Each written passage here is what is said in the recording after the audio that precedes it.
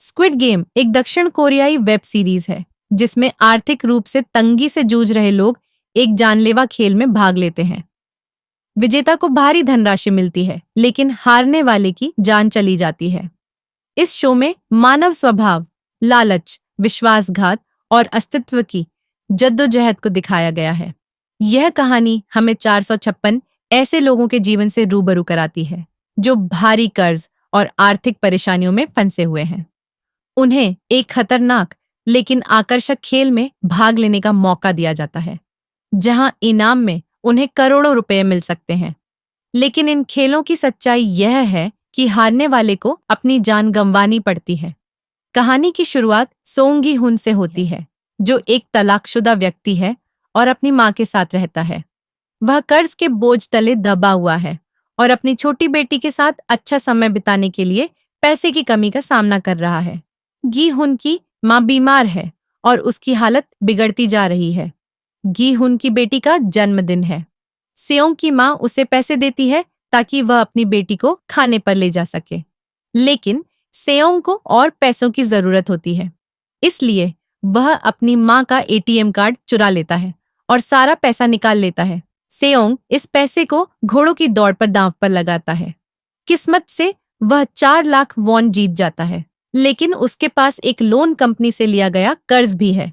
कर्ज देने वाले लोग उसके पीछे लग जाते हैं। वे उसे पकड़कर मारते पीटते हैं। जब सेओंग अपनी जेब में पैसे खोजने की कोशिश करता है तो उसे पता चलता है कि पैसे गायब हैं। उसे याद आता है कि जब वह उनसे भाग रहा था तो उसकी जेब कट गई थी। वह समझ जाता है कि वह लड़की जिसने उसकी जेब काटी थी, उसने पैसे चुरा लिए। कर्ज देने वाले उसे 1 महीने का समय देते हैं कि वह उनका पैसा लौटा दे। इसके बाद सेओंग फिर से पैसे जुटाता है और अपनी बेटी को खाने पर ले जाता है। अपनी बेटी का बर्थडे सेलिब्रेट करके उसे वापस उसकी मां के पास छोड़ देता है। फिर वह जल्दी जल्दी ट्रेन स्टेशन जाता है, लेकिन ट्रेन छूट जाती है। वह स्टेशन पर बैठा ट्रेन का इंतजार कर रहा होता है। तभी एक अजनबी आदमी उसके पास आता है। सेओंग उसे नहीं पहचानता। वह आदमी कहता है, मैं तुम्हारे साथ एक खेल खेलना चाहता हूँ। अगर तुम यह खेल जीत जाते हो तो मैं तुम्हें 1 लाख वॉन दूंगा। इतना पैसा सुनकर सेओंग इस खेल को खेलने के लिए तैयार हो जाता है।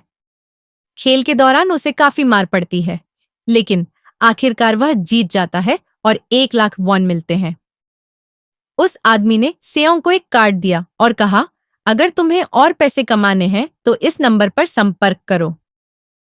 घर वापस जाने पर सेओंग की मां उसे बताती है कि उसकी बेटी अगले साल अपने सौतेले पिता के साथ अमेरिका जा रही है। सेओंग यह सुनकर दुखी हो जाता है, क्योंकि वह नहीं चाहता कि उसकी बेटी उससे दूर जाए। वह अपनी बेटी की कस्टडी लेने के लिए बहुत सारा पैसा कमाना चाहता है।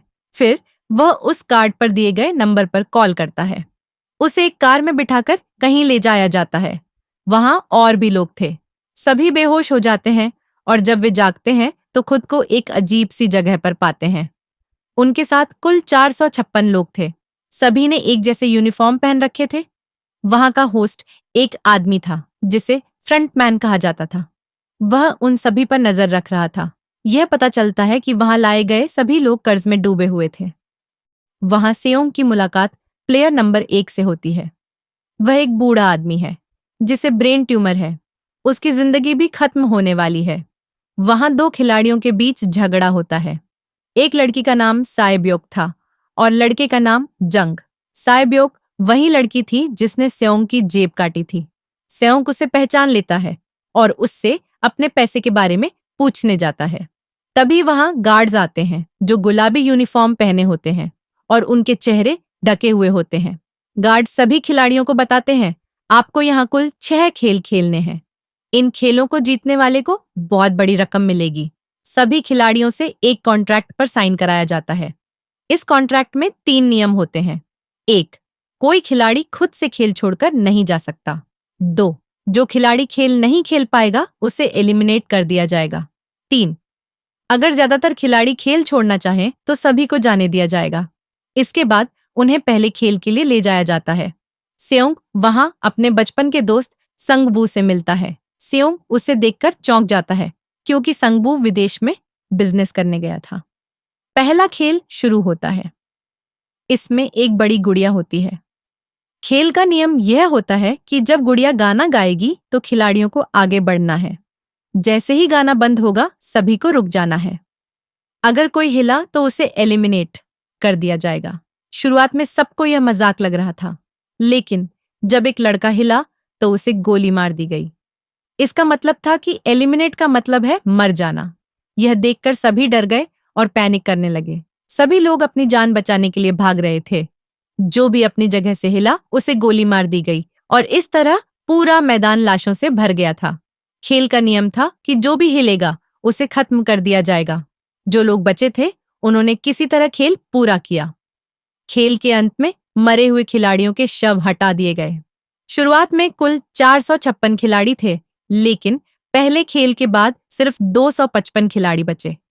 अब हर कोई डरा हुआ था और कोई भी आगे खेलना नहीं चाहता था। तभी उन्हें बताया गया कि नियम नंबर 3 के तहत अगर बहुमत चाहे तो खेल बंद हो सकता है। फिर वोटिंग कराई गई। इससे पहले खिलाड़ियों को इनाम की राशि दिखाई गई। जो भी यह खेल जीतेगा उसे 45 अरब वॉन मिलेंगे, लेकिन अगर वे खेल छोड़ देते हैं तो यह पैसा मरे हुए खिलाड़ियों के परिवारों को दे दिया जाएगा। वोटिंग में बहुमत ने खेल बंद करने का फैसला किया, इसलिए खेल वहीं रुक गया। लेकिन उन्हें यह भी बताया गया कि अगर वे चाहें तो भविष्य में खेल में फिर से शामिल हो सकते हैं। इसके बाद सभी खिलाड़ियों को उनके घर वापस भेज दिया गया। अगले दिन सियोंग पुलिस स्टेशन जाकर उन्हें सब कुछ बताता है, लेकिन पुलिस सियोंग की बातों पर विश्वास नहीं करती। उन्हें लगता है कि सियोंग पागल हो गया है। सियोंग उन्हें वह कार्ड दिखाता है जो उसे मिला था, लेकिन जब पुलिस ने कार्ड पर दिए गए नंबर पर कॉल किया तो वह नंबर गलत निकला। इसके बाद सियोंग घर वापस आता है, लेकिन उसकी माँ घर पर नहीं होती। वह परेशान हो जाता है। इस दौरान सियोंग का दोस्त संगवू अपनी माँ को छिपकर देख रहा होता है। तभी सियोंग वहां आता है। संगवू बहुत परेशान होता है और सियोंग से कहता है कि वह 6 अरब वॉन के कर्ज में है। संगवू बताता है कि उसने अपने क्लाइंट्स का पैसा स्टॉक में लगाया था, लेकिन दुर्भाग्य से सारा पैसा डूब गया। तभी सियोंग को अस्पताल से फोन आता है। उसे बताया जाता है कि उसकी माँ के पैर में चोट है। डायबिटीज की वजह से चोट और बढ़ गई है। डॉक्टर सियोंग से कहते हैं कि उनकी माँ का इलाज हो सकता है, लेकिन इसके लिए उनका पैर काटना पड़ेगा। सियोंग आर्थिक तंगी से जूझ रहा है। उसकी माँ का बीमा का पैसा भी खत्म हो चुका है और अब वह पैसे की तलाश में अपनी पत्नी के पास जाता है। सियोंग की पत्नी उसे पैसे देने से मना कर देती है। इसके बाद उसकी पत्नी का नया पति सियोंग से मिलता है और उसे पैसे देता है, लेकिन यह भी कहता है मेरे परिवार से दूर रहो। गुस्से में सियोंग उस पर हमला कर देता है। इस दौरान सियोंग की बेटी भी वहां आ जाती है। दूसरी तरफ सियोंग का एक दोस्त भी पैसे के लिए अपने बॉस से मिलने जाता है। बॉस पैसे देने से मना कर देता है, जिससे दोनों के बीच झगड़ा हो जाता है। इस झगड़े में बॉस का हाथ मशीन में घायल हो जाता है और सियोंग का दोस्त मौका देखकर पैसे लेकर भाग जाता है। घर लौटकर वह अपनी पत्नी से कहता है कि वह पहले फ्लाइट से यहाँ से निकल जाए। इसी बीच कहानी में सैब्योक नाम की एक लड़की आती है। वह अपनी माँ को उत्तर से दक्षिण क्षेत्र में लाने की कोशिश कर रही है। सैब्योक को भी पैसों की सख्त जरूरत है और इसी वजह से वह सियोंग के पैसे चुरा लेती है। उसके पास एक बड़ा भाई भी है और उसने वादा किया है कि वह उनकी माँ को लाएगी। इसके बाद एक पुलिस अधिकारी दिखाया जाता है जो अपने भाई की तलाश कर रहा है। उसे पता चलता है कि उसका भाई कई दिनों से घर नहीं आया है। जब वह भाई के घर की तलाशी लेता है तो वहां उसे एक कार्ड मिलता है। यह वही कार्ड होता है जो उसने पहले पुलिस स्टेशन में सियोंग के पास देखा था। अधिकारी सियोंग से पूछताछ करता है, लेकिन सियोंग कोई जवाब नहीं देता। घर लौटने पर सियोंग को फिर से वही कार्ड मिलता है। वह तय करता है कि वह फिर से उस अजीब से गेम में भाग लेगा। सभी खिलाड़ियों को एक जहाज के पास ले जाया जाता है। पुलिस अधिकारी भी उन गाड़ियों का पीछा करते हुए वहां पहुंच जाता है। वह एक गार्ड को खत्म कर देता है और उसकी जगह ले लेता है। सभी खिलाड़ियों को एक आइलैंड पर ले जाया जाता है। उन्हें यह नहीं पता होता कि अगला गेम क्या होगा और कैसे खेला जाएगा। सभी टीमें बना लेते हैं।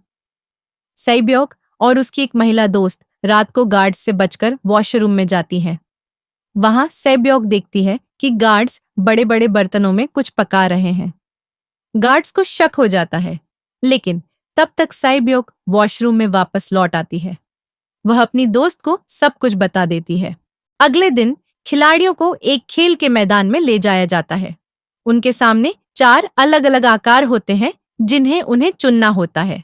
संगवू को पहले ही खेल के बारे में पता चल जाता है। वह अपने साथियों से कहता है कि वे अलग अलग आकार चुनें।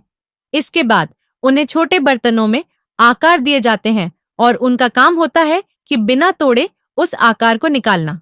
अगर आकार टूट गया तो उन्हें खेल से बाहर कर दिया जाएगा। संगवू आसानी से आकार निकाल लेता है, लेकिन सियोंग घबरा जाता है। हालांकि वह किसी तरह इस खेल को जीत लेता है।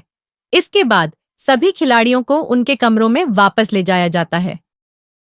अब केवल 108 खिलाड़ी बचे होते हैं। खिलाड़ियों को खाने के लिए ले जाया जाता है। वहीं पर जांग नाम का एक खिलाड़ी एक लड़के से लड़ाई कर लेता है और उसे वहीं खत्म कर देता है।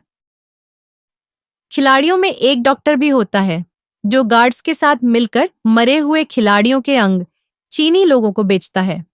जब भी कोई खिलाड़ी मरता है, वे उसकी बॉडी गायब कर देते हैं। यह सब फ्रंटमैन की नजरों से छुपकर किया जा रहा होता है। गार्ड्स डॉक्टर को अगले गेम के बारे में पहले ही बता देते हैं ताकि वह बच सके। गार्ड्स खिलाड़ियों को कम खाना देते हैं ताकि वे आपस में लड़ें। इससे कमजोर खिलाड़ी खुद ही खत्म हो जाएं। रात में जब लाइट बंद हो जाती है, संगवू अपने साथियों को शांत रहने के लिए कहता है। दूसरी तरफ डॉक्टर जांग की टीम में शामिल हो जाता है और उसे अगले गेम के बारे में जानकारी देता है। कहानी आगे बढ़ती है जब लाइट बंद हो जाती है और जांग अपनी टीम के साथ सभी को मारता है। वह एक लड़की को खत्म करने के बाद सैब्योक को खत्म करने की कोशिश करता है, लेकिन सियोंग उसे बचा लेता है। तभी गार्ड्स आ जाते हैं और सबको रोक देते हैं। अब केवल 80 लोग बचे होते हैं। अगले दिन उन्हें तीसरे गेम के लिए ले जाया जाता है। गार्ड्स उन्हें 10 खिलाड़ियों की टीम बनाने को कहते हैं। सभी अपनी अपनी टीम बनाते हैं। जांग को अगले गेम के बारे में पहले से पता होता है, इसलिए वह सैब्योक की दोस्त को अपनी टीम में नहीं रखता। वह केवल पुरुष खिलाड़ियों की टीम बनाता है। संगवू भी अपनी टीम बनाता है और सैब्योक की दोस्त को शामिल कर लेता है। तीसरा गेम टग ऑफ वॉर होता है। इसमें सामने वाली टीम को गिराना होता है। जांग की टीम आसानी से जीत जाती है। अब संगवू की टीम की बारी आती है। टीम में बुजुर्ग खिलाड़ी नंबर 1 बताते हैं कि उन्होंने पहले भी कई बार रस्साकशी खेली है और वह अपनी टीम को जीतने का तरीका बताते हैं। उनकी टीम किसी तरह जीत जाती है। रात को लाइट बंद होने के बाद संगवू अपनी टीम को चौकस रहने के लिए कहता है। टीम बारी बारी से पहरा देती है।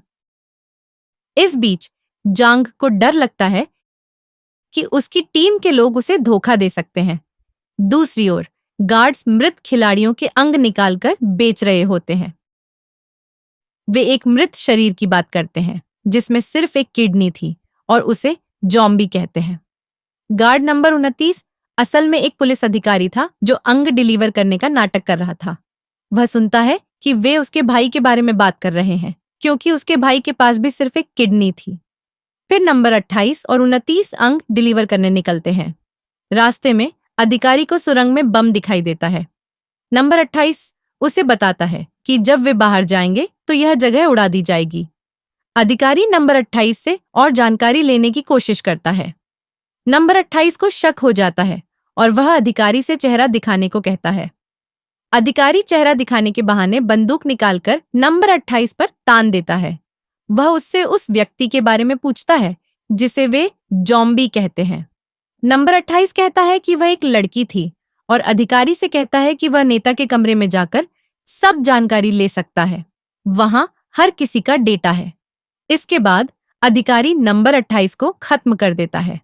दूसरी तरफ डॉक्टर गार्ड से अगले गेम के बारे में पूछता है, लेकिन इस बार गार्ड को भी अगले गेम की जानकारी नहीं होती।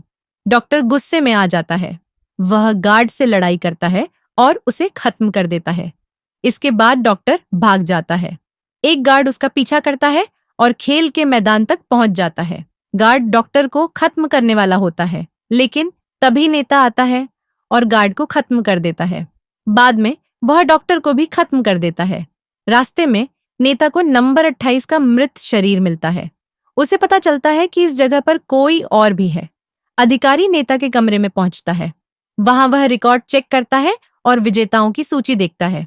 उसमें उसके भाई का नाम था, जिससे पता चलता है कि उसका भाई विजेता था। खिलाड़ियों को चौथे गेम के लिए ले जाया गया। उन्हें अपना पार्टनर चुनने को कहा गया। सभी खिलाड़ियों ने अपना अपना पार्टनर चुना। साइबोग की दोस्त ने भी पार्टनर ढूंढने की कोशिश की, लेकिन कोई भी उसके साथ पार्टनर बनने को तैयार नहीं था। इसके बाद हर खिलाड़ी को 10 कंचे दिए गए। गेम यह था कि खिलाड़ियों को अपने पार्टनर के सारे कंचे जीतने थे, लेकिन जोर जबरदस्ती के बिना। जिसके पास कंचे नहीं बचेंगे वह खत्म हो जाएगा। सांगवू और सियोंग का दोस्त इवन और ऑन्ड का गेम खेलते हैं। उन्हें सामने वाले के हाथ में कंचों की संख्या का अनुमान लगाना था।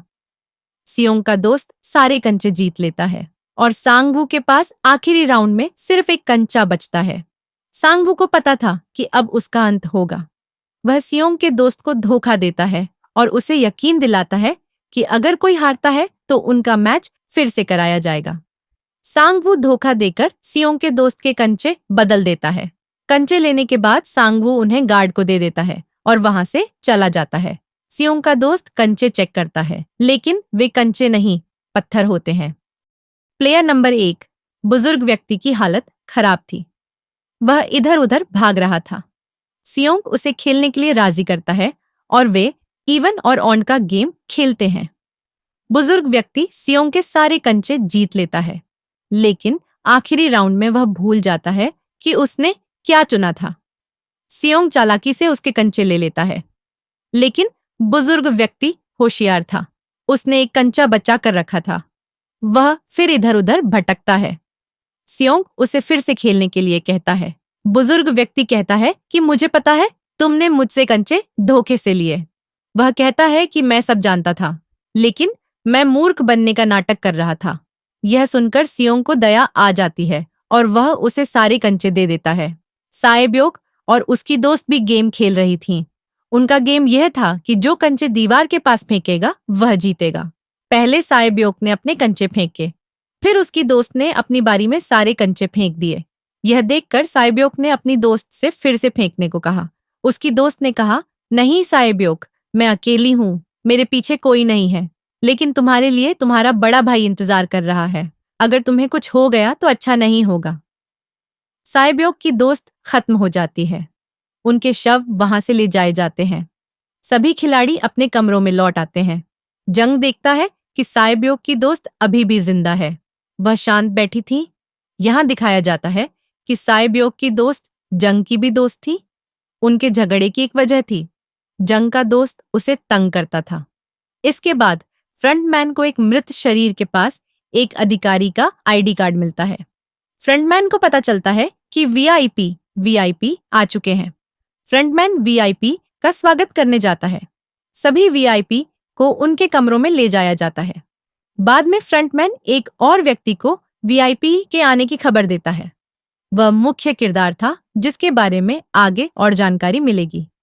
अगले दिन सभी को 5वें गेम के लिए लाया गया। वहां 1 से 16 तक नंबर थे। खिलाड़ियों को अपनी पसंद का नंबर चुनना था, जिसका मतलब था कि उनका नंबर उनकी बारी तय करेगा। आखिरी में सिर्फ एक और 16 नंबर बचते हैं। सियोंग उलझन में था कि कौन सा नंबर चुने। अगर वह पहला नंबर चुनता है तो गेम के बारे में जानकारी न होने के कारण फंस सकता है। अगर वह आखिरी नंबर चुनता है तो संभव है कि उसका नंबर ही ना आए। तभी एक आदमी आता है और कहता है, मुझे पहला नंबर चाहिए, क्योंकि मैंने अपनी जिंदगी में कभी पहला नंबर नहीं लिया। सभी को गेमिंग रूम में ले जाया गया। गेम का नियम यह था कि दिए गए समय में पुल पार करना होगा। पुल पर 2 तरह के कांच थे। एक साधारण कांच था जो पैर रखने पर टूट जाएगा और दूसरा मजबूत टेम्पर्ड कांच था। अगर खिलाड़ी साधारण कांच पर पैर रखता तो वह नीचे गिर जाता। गेम शुरू होता है और खिलाड़ी एक एक करके बाहर हो जाते हैं। जंग सबसे आगे था और आगे बढ़ नहीं रहा था। उनके पास केवल एक ही विकल्प था, आगे बढ़ना या वहीं मर जाना। तभी जंग की दोस्त, जो उसे तंग कर रही थी, आगे आती है। वह कहती है, मैंने कहा था जब तुमने मुझे धोखा दिया था कि मैं तुम्हें खत्म कर दूंगी। वह जंग को पकड़ती है और उसके साथ कूद जाती है, जिससे दोनों खत्म हो जाते हैं।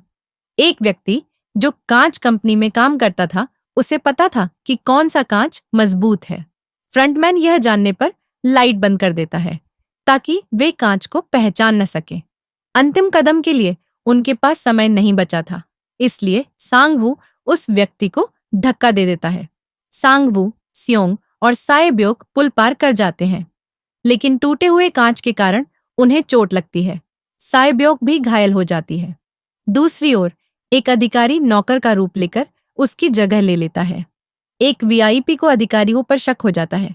वह उसे मास्क हटाने के लिए कहता है। अधिकारी कहता है, मैं अंदर जाकर मास्क हटाऊंगा। अंदर जाते ही अधिकारी वीआईपी को बेहोश कर देता है। फ्रंटमैन को यह पता चल जाता है। फ्रंटमैन उसका पीछा करता है। अधिकारी भागकर एक द्वीप पर पहुंचता है। वह अपने सीनियर्स को कॉल करने की कोशिश करता है, लेकिन कॉल कट जाती है। वह सबूत भेजने की कोशिश करता है, लेकिन नेटवर्क नहीं था। फ्रंटमैन अधिकारी को पकड़ लेता है और उसे साथ चलने को कहता है, लेकिन अधिकारी उस पर गोली चला देता है। फ्रंटमैन अपना मास्क उतारता है तो अधिकारी देखता है कि वह उसका भाई है। फ्रंटमैन, अधिकारी का भाई, उसे गोली मार देता है और वह पानी में गिर जाता है। साएब्योक कांच के कारण घायल थी और खून बह रहा था। इसके बाद बचे हुए खिलाड़ियों को डिनर के लिए ले जाया गया। उनके पास एक चाकू भी रखा गया था, जिसका मतलब था कि रात में कोई किसी को मार सकता है। सियोंग देखता है कि साएब्योक की हालत खराब है। वह कहता है, चिंता मत करो, हम साथ हैं और सांगवू को हराकर यहाँ से निकलेंगे और पैसे आपस में बांटेंगे। साएब्योक कहती है, मेरा एक भाई है जिसे मैंने अनाथालय में छोड़ा है। अगर हम में से कोई भी बाहर जाए तो उसे दोनों परिवारों का ध्यान रखना होगा। साएब्योक की हालत और खराब हो जाती है। उसे डॉक्टर की जरूरत थी। सियोंग मदद मांगने जाता है, लेकिन जब वह लौटता है तो सांगवू ने साएब्योक को खत्म कर दिया था। अगले दिन उन्हें आखिरी गेम के लिए ले जाया गया। गेम का नियम आसान था, या तो मरो या मारो। इस गेम का नाम स्क्विड गेम था। गेम शुरू होता है और उनके बीच बड़ी लड़ाई होती है। अंत में सांगवू की हालत खराब हो जाती है। सियोंग कहता है, मैं यह गेम रोकना चाहता हूं। सियोंग सांगवू से साथ चलने को कहता है। सांगवू खुद को खत्म कर लेता है और इस वजह से सियोंग गेम जीत जाता है। फ्रंटमैन सियोंग से कहता है, तुमने अच्छा खेला, लेकिन मैंने यह उम्मीद नहीं की थी। फिर सियोंग को उसके घर छोड़ा जाता है। उसके पास एटीएम कार्ड था। जब वह उसे चेक करता है तो देखता है कि सारा पैसा ट्रांसफर हो चुका है। सियोंग अपने घर पहुंचता है, लेकिन उसकी मां की पहले ही मौत हो चुकी थी। 1 साल बाद का दृश्य दिखाया जाता है। सियोंग की हालत खराब थी और वह ड्रग्स ले रहा था। उसने अभी तक पैसे का उपयोग नहीं किया था। फूल बेचने वाली एक महिला सियोंग को वही कार्ड देती है। कार्ड पर एक पता लिखा था। सियोंग उस पते पर पहुंचता है। वहां उसे पता चलता है कि यह सब पुराने व्यक्ति प्लेयर नंबर 1 ने किया था। वह अब भी जीवित था। वह सियोंग से कहता है कि वह अपनी जिंदगी से थक चुका है। मैंने अपने ग्राहकों के साथ ये गेम बनाए ताकि लोगों को मरते हुए देखकर आनंद ले सकूं, जो उसने अमीर और ऊबे हुए लोगों का मनोरंजन करने के लिए बनाए थे। वह गीहुन को एक नई शर्त देता है। क्या कोई राहगीर नशे में पड़े व्यक्ति की मदद करेगा? आधी रात से पहले गीहुन यह शर्त स्वीकार करता है और राहत महसूस करता है जब वह देखता है कि उस नशेड़ी को मदद मिल रही है। इल नाम अपनी हार देखते हुए अपनी बीमारी से मर जाता है। गीहुन अब मानवता पर विश्वास करते हुए साएब्योक के अनाथ भाई को बचाता है और उसे संगवू की मां की देखभाल में सौंप देता है। वह अपनी इनामी रकम का कुछ हिस्सा उन्हें देता है ताकि वे सुरक्षित जीवन जी सके। जब वह अपनी बेटी से मिलने की तैयारी करता है तो उसे पता चलता है कि स्क्विड गेम अभी भी जारी है। गीहुन अपनी बेटी से मिलने के बजाय इस खतरनाक खेल को रोकने का फैसला करता है। फिर सियोंग कार्ड नंबर पर कॉल करता है और पूछता है, तुम कौन हो और यह सब लोगों के साथ क्यों कर रहे हो? दूसरों की जिंदगी से खिलवाड़ क्यों कर रहे हो? लेकिन जवाब मिलता है, सियोंग, अगर जिंदा रहना चाहते हो तो फ्लाइट पर चढ़ जाओ।